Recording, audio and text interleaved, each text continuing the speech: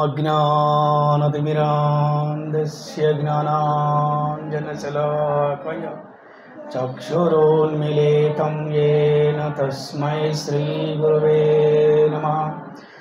श्रीचैतन्यमनोभीष्टं स्थापितं येन भूतले स्वयं रूपः कदा मह्यं ददाति स्वपदान्तिकं।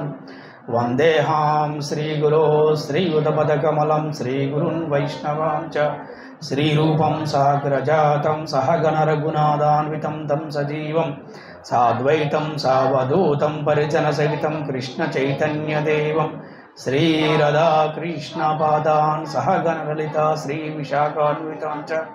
हे कृष्णा करुणा सिन्धो दीनबन्धो जगत्पते गोपेशा गोपिकान्त राधाकान्त नमोऽस्तुते। तप्तकाञ्चन गौरांगी राधे वृन्दावनेश्वरी वृषभानुसुते देवी प्रणमामि हरिप्रिये। वंशकल्पतरुभ्यश्च कृपा सिन्धुभ्यैव च पतितानां पावनेभ्यो वैष्णवेभ्यो नमो नमः। नारायणं नमस्कृत्य नरं चैव नरोत्तमं देवीं सरस्वतीं व्यासं ततो जयमुदीरयेत्। नष्टप्रायेषु अभद्रेषु नित्यं भागवत सेवया भगवती उत्तमश्लोके भक्तिर्भवति नैष्ठुकी। कृष्णाय वासुदेवाय देवकीनन्दनाय च नन्दगोपकुमाराय गोविन्दाय नमो नमः। नमो विष्णुपदाय कृष्णप्रेष्ठाय भूतले श्रीमते भक्तिवेदान्तस्वामिनिति नामिने। नमस्ते सरस्वती देवे गौरवाणी प्रचारिणे निर्विशेषा शून्यवादी पाश्चात्यदेशतारिणे। जय श्री कृष्ण चैतन्य प्रभु नित्यानंद श्री अद्वैत गदाधर श्रीवासादि गौरभक्तवृंद। हरे कृष्णा कृष्ण कृष्ण हरे हरे हरे राम राम राम हरे हरे। ओम नमो भगवते वासुदेवाय।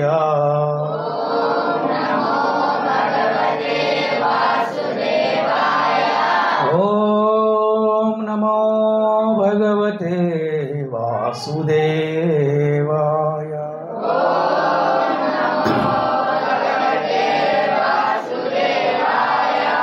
ओम नमो भगवते वासुदेवाय।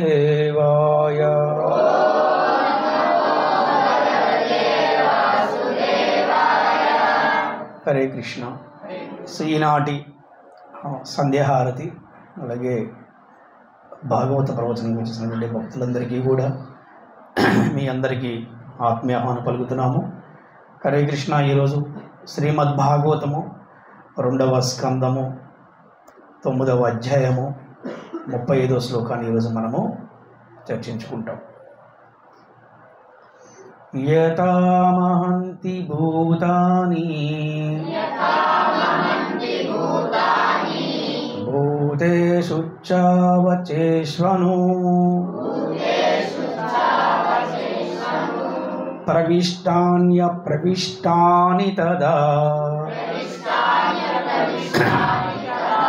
తేషు న తేష్వహం యథా మహంతి భూతాని భూతేషు చావచేష్వను ప్రవిష్టాన్యప్రవిష్టాని తదా తేషు న తేష్వహం యథా మహంతి భూతాని భూతేషు చావచేష్వను ప్రవిష్టాన్యప్రవిష్టాని తదా తేషు న తేష్వహం. హరే కృష్ణ. యథా మహంతి భూతాని యథా మహంతి భూతాని భూతేషు చావచేష్వను భూతేషు చావచేష్వను ప్రవిష్టాన్య ప్రవిష్టాని తదా ప్రవిష్టాన్య ప్రవిష్టాని తదా తేషు న తేష్వహం తేషు న తేష్వహం. హరి బోల్. ఎవరైనా యదా మహంతి భూతాని యథా మహంతి భూతాని భూతేషు ఛావచేష్వను భూతేషు చావచేష్వను ప్రవిష్టాన్య ప్రవిష్టాని తథా ప్రవిష్టాని ప్రవిష్టాన్య తథా తేషు న తేష్వహం తేషు న తేష్వహం. హరి బోల్.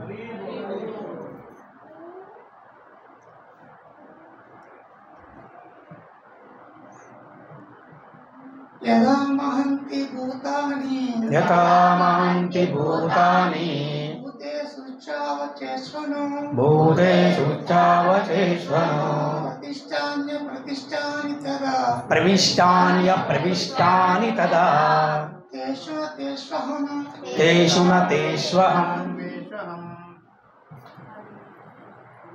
హరి యదా మహంతి భూతాని యథా మహంతి భూతాని భూతేషు చావచేష్వను భూతేషు చావచేష్వను ప్రవిష్టాన్య ప్రవిష్టాని ప్రవిష్టాన్య ప్రవిష్టాని తదా తేషు న తదా తేషు న తేష్వహం తేష్వహం. హరి బోల్. హరే కృష్ణ. సో యథా మహంతి భూతాని యథా మహంతి భూతాని భూతేషు చావచేష్వను భూతేషు చావచేష్వను ప్రవిష్టాని ప్రవిష్టాని ప్రవిష్టాన్య ప్రవిష్టాని తదా తేషు న తేష్వహం తేషు న తేష్వహం. హరి బోల్. సో మాతాజీస్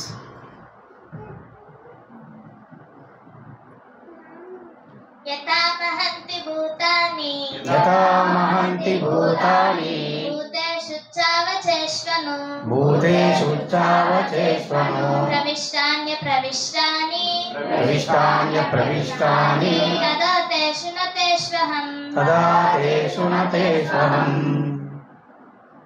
ఇంకెవరైనా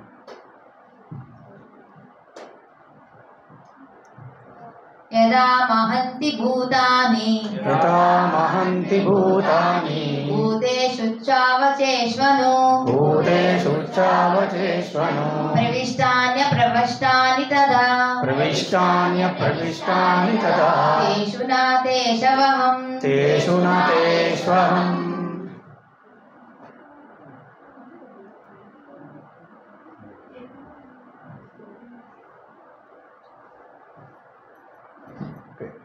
యథా వలే మహంతి విశ్వపు భూతాని మూలతత్వములు పదార్థములు భూతేషు ఉచ్చావచేషు సూక్ష్మమునందు బ్రహ్మాండమునందు అణు పిదప ప్రవిష్టాని ప్రవేశించి అప్రవిష్టాని ప్రవేశింపగా తథా అట్లే తేషు వానిలో న తేషు వాని యందు లేను అహం నేను ఓ బ్రహ్మదేవా విశ్వపు మూలతత్వములు బ్రహ్మాండమున ప్రవేశించియు అదే సమయమున ప్రవేశింపకును ఉండనట్లుగా నేనును సృజింపబడిన సమస్తమునందును నిలిచియుందును.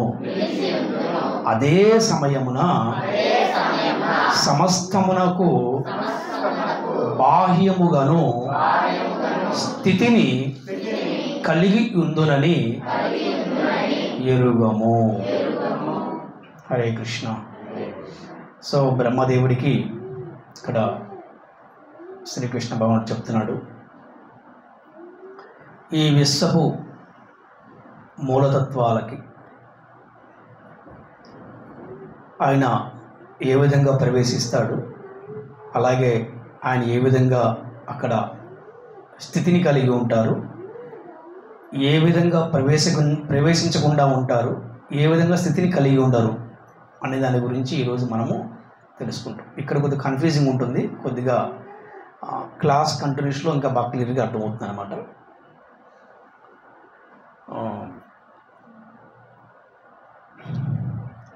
ఎలా చెప్పాలి అంటే,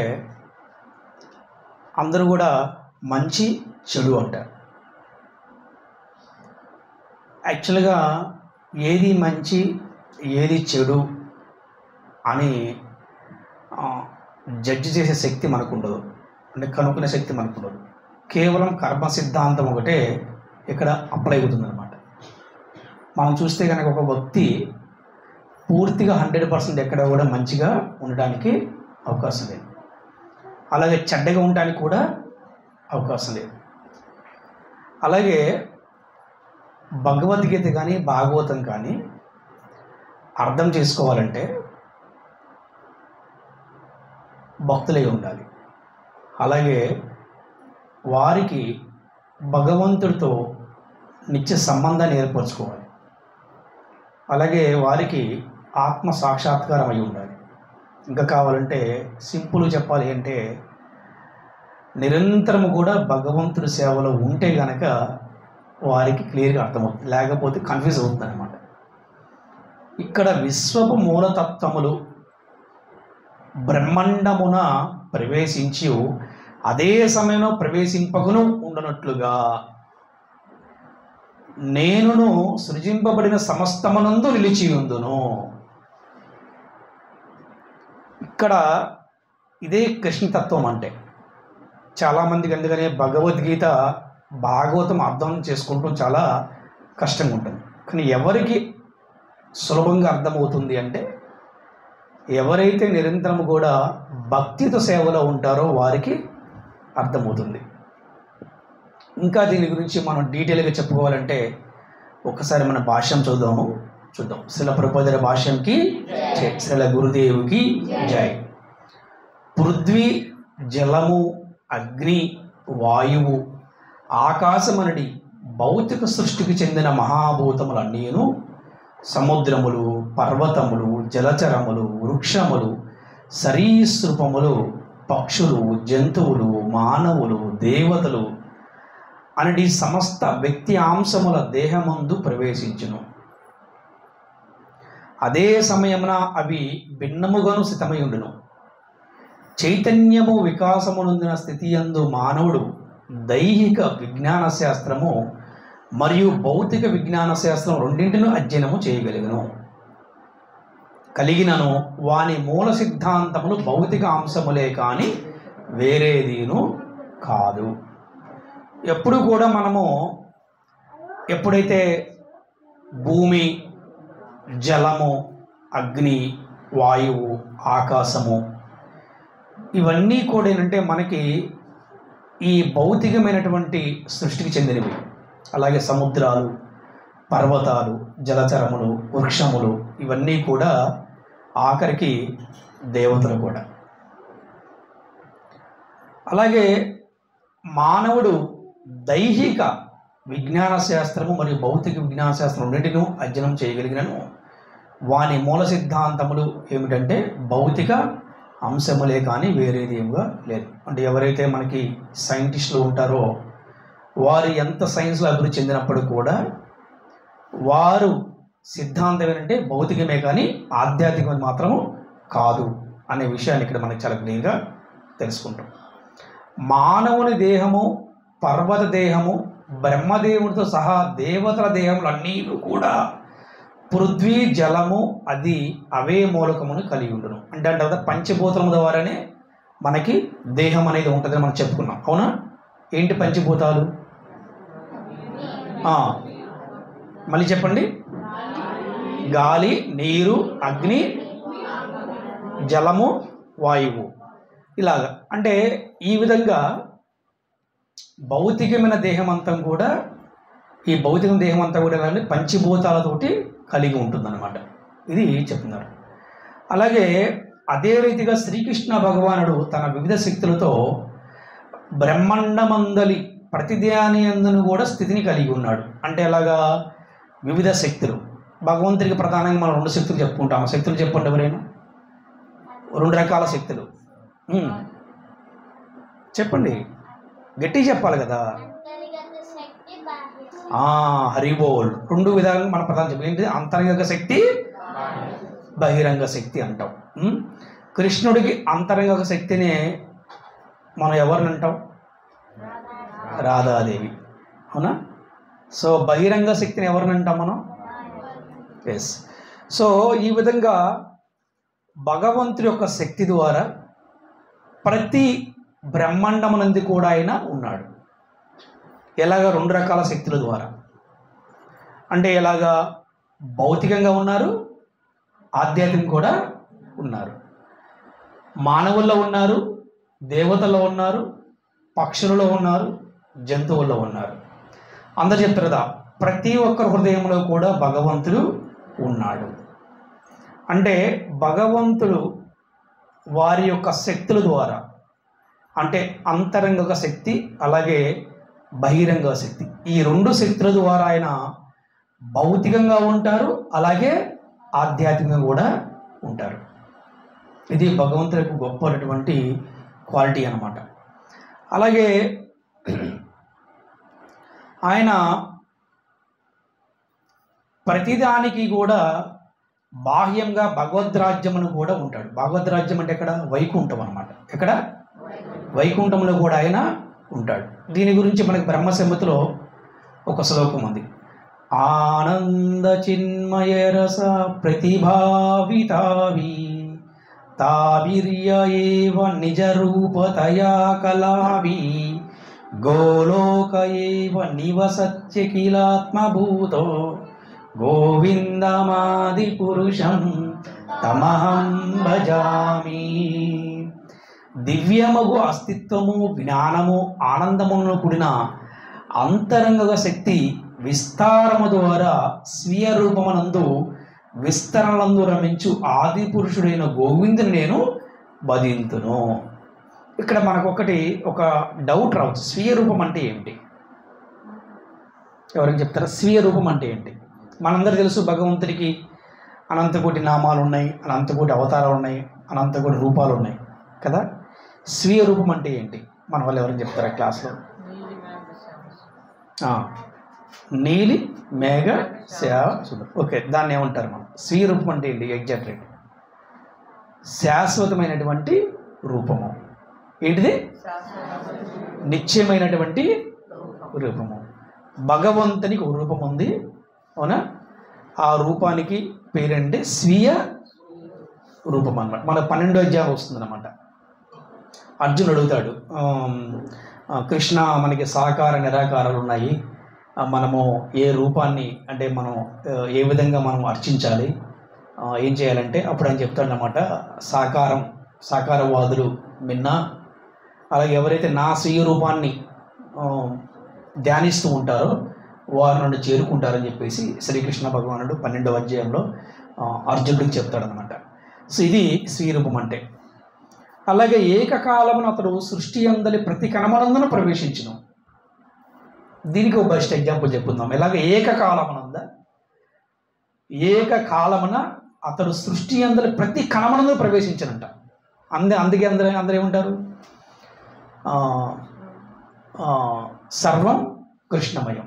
ఏమంటారు? సర్వం కృష్ణమయం అంటారు. అంటే కృష్ణుడు ఎక్కడ ఉంటాడు? ఇక్కడ ఉంటాడు, అక్కడ. అంటే భూలోకంలో ఉంటాడు, వైకుంఠంలో ఉంటాడు, గోలోకంలో ఉంటాడు, సర్వజీవుల హృదయాల్లో కూడా ఉంటాడు. గొల్లపూడి జగన్నాథ మందిరంలో ఉన్నాడు, పూరి జగన్నాథ్లో కూడా ఉన్నాడు.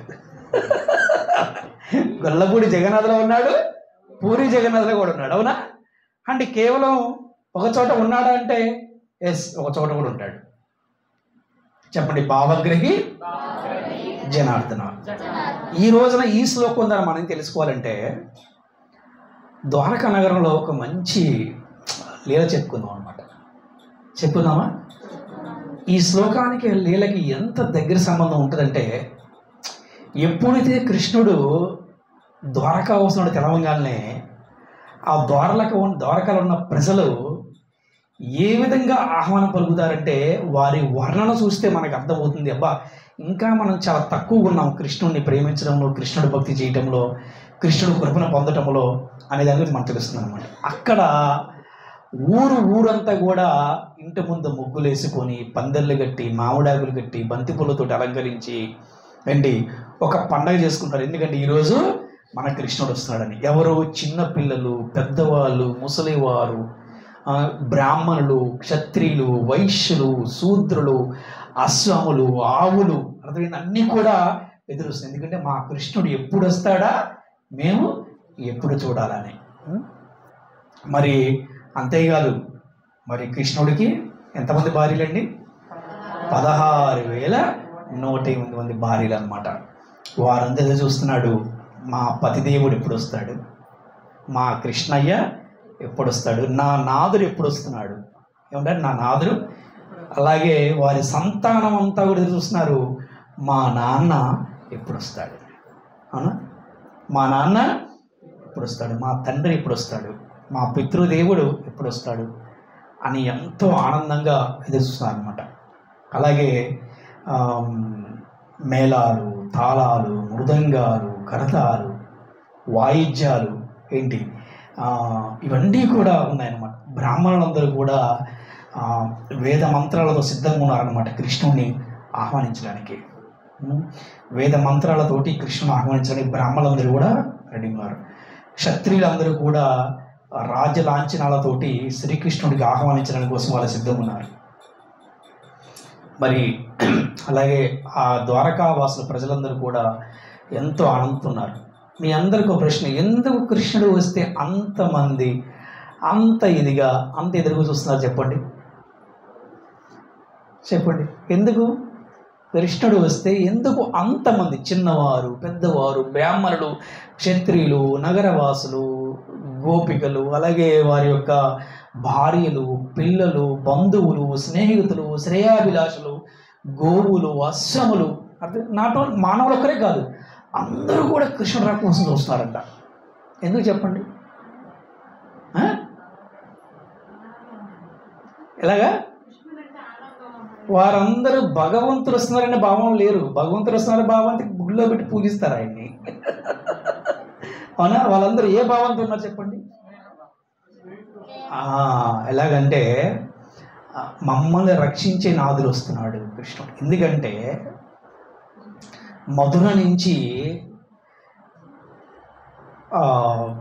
కంసుడు అనే రాక్షసుడి నుంచి, జరాసంధుడు రాక్షసు నుంచి కాపాడటం కోసం శ్రీకృష్ణ భగవానుడు వారి యొక్క యాదవులందరినీ, ఆ బంధువులందరినీ, ఆ స్నేహితులందరినీ, చిన్నవారిని, పెద్దవారిని అందరినీ కూడా ద్వారకా నగరాన్ని తీసుకెళ్ళి ఒక పెద్ద నగరాన్ని నిర్మించారు. ఇది మామూలు నగరం కాదు.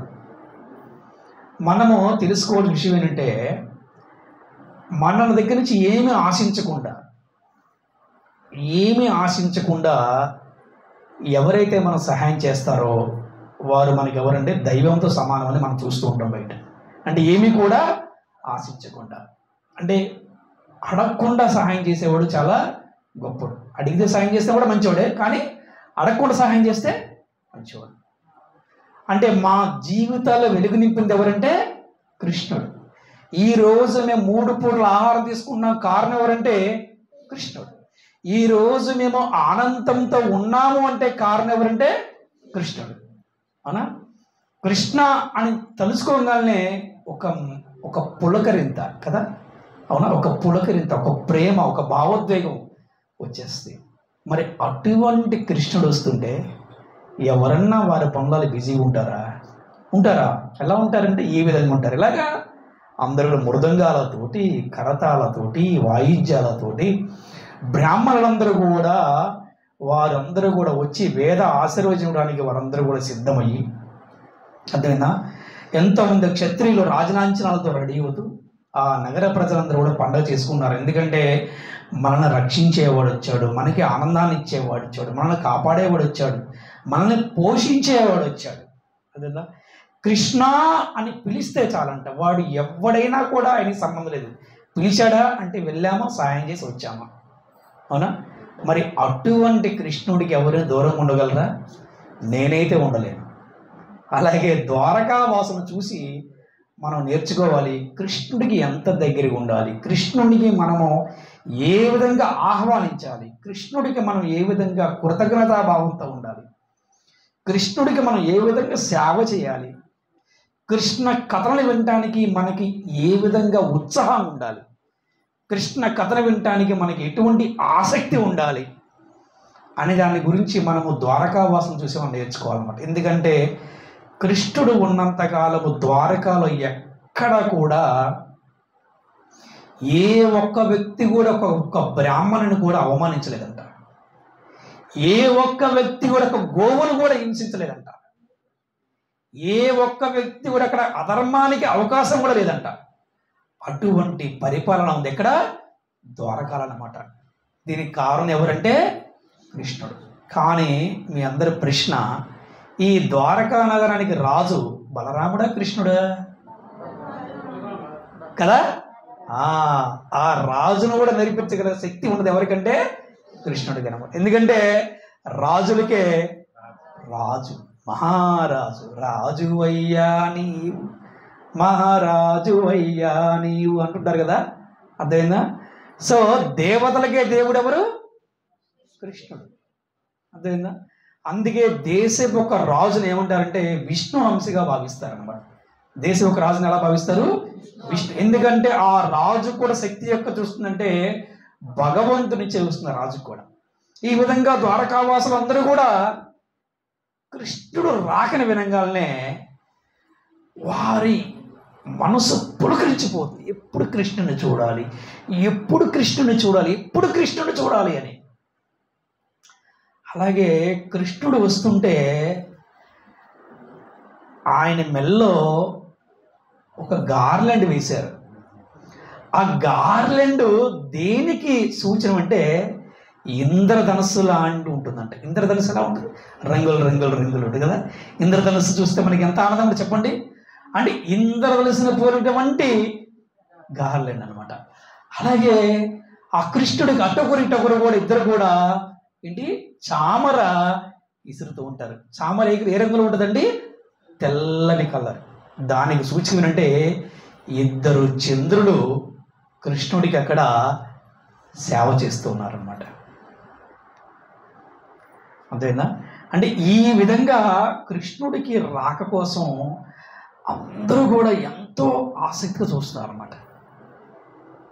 ఆ తర్వాత కృష్ణుడు ఎప్పుడైతే ఆ రాజ్యములకు అడుగు పెట్టగానే ఈ బ్రాహ్మణులందరూ కూడా వేద పఠనముతోటి ఆ రాజ్యం అంతా కూడా ఒక పాజిటివ్ వైబ్రేషన్స్ అన్నమాట. వేదాశీర్వచనం శ్రీకృష్ణుడు భగవంతుడైనప్పుడు కూడా ఆ బ్రాహ్మణులందరినీ కూడా గురువుగా భావించి వారందరూ కూడా శ్రీకృష్ణుడు ప్రణామాలు చేశాడు. మనం చూసి నేర్చుకోవాలి కృష్ణుడిని. గురువులకి మనం ఎలాగ ప్రణామం చేయాలి అంటే గురుతుల్యులు, అంటే బ్రాహ్మణులు ఎవరు? గురుతుల్యులు అన్నమాట. ఆ తర్వాత కృష్ణుడు కన్నా చిన్నవారు వచ్చారు, వారందరికీ కూడా కృష్ణుడు మనస్ఫూర్తిగా ప్రేమగా అందరికీ కూడా ఆశీర్వచనాలు ఇచ్చారన్నమాట. అలాగే కృష్ణుడి కన్నా పెద్దవారు ఎవరైతే ఉన్నారో బంధువులు కావచ్చు, స్నేహితులు కావచ్చు, వారందరికీ కూడా కృష్ణుడు ప్రణామాలు చేశారంట. అదేంటండి, భగవంతుడు గొప్పవాడు కదా. అరే భగవంతుడు గొప్పవాడైతే మరి భగవంతుడు వారందరికీ ప్రణామం చేయటం అంటే భగవంతుడే మానవ రూపంలో అవతరించినప్పుడు మానవుడు ఏ విధంగా జీవించాలో భగవంతుడు మనకి రామావతారములో కృష్ణావతారములో జీవించి ఏ విధంగా కర్మలు చేయాలో కర్మాలని అనుసరించి ఆచరించి మనందరికి కూడా చూపించారన్నమాట. అందుకని రాముడు కానీ కృష్ణుడు కానీ వారు తల్లికి తండ్రికి గురువుకి ఎంత సేవ చేశారు, ఎంత కృతజ్ఞతాభావంతో ఉన్నారో మనం వింటాం అన్నమాట. అలాగే వీరికన్నా పెద్దవారందరూ కూడా ఈయన ఏం చేస్తున్నారు, ప్రణామాలు చేస్తున్నారు అన్నమాట. అది అలాగే వారు అంతఃపురంలోకి ఆయన అడుగుపెట్టారు. ఈ అంతఃపురం అడుగుపెట్టినప్పుడు ఒక రాణి దగ్గరికి వెళ్ళినప్పుడు నారదుల వారు అక్కడికి వెళ్ళారనమాట. కృష్ణుడు ఏమి చేస్తున్నాడో చూద్దాము అని వెళ్ళాడు. అంతేకాదు 16,108 మంది భార్యలకి 16,108 మంది 16,108 మంది 16,108 భార్యలకి 16,108 రాజభవనాలు ఉన్నాయి కదా. ఇప్పుడు మరి కృష్ణుడు ఈ ఒక్క భార్య దగ్గరే ఉంటాడా? మరి ఈయన మళ్ళీ వేరే భార్య దగ్గరికి ఎలా వెళ్తాడు? జంపింగ్ చేస్తాడా, లేదా కళ్ళగంది గడ్డి వెళ్తాడా, లేకపోతే ఎక్కడో గంట అక్కడో గంట ఉంటాడా? అరే ఎలాగా అని నారదుడు చూడటానికి వెళ్ళాడంట. అంటే నారదుడు చూడటానికి వెళ్ళాడంటే నారదుడు తెలవ కాదండి, మనందరికి కూడా ఈ లీలావర్ణన చేయటం కోసం, మనందరికి తెలుసుకోవడం కోసం నారదుడు ఈ విధంగా చేశాడు అనమాట. అప్పుడు నారదుడు అక్కడికి వెళ్ళి చూశాడు. చూస్తే శ్రీకృష్ణ భగవానుడు ఒక భార్య దగ్గర ఉన్నాడు. తర్వాత నారదుడు మళ్ళీ ఇంకొక భార్య మందిరం దగ్గరికి వెళ్ళాడు. అక్కడ కూడా కృష్ణుడు ఉన్నాడు. ఎక్కడ ఉన్నాడు? అక్కడ కూడా కృష్ణుడు. అంటే ఏకకాలములో, అంటే ఈరోజు శ్లోకం అదే కదా మనకి,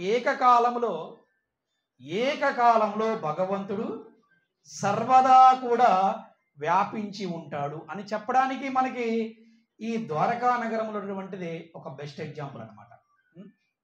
అంటే ఏకకాలమున అతడు సృష్టి అందలి ప్రతి కణమనందు కూడా ప్రవేశించును.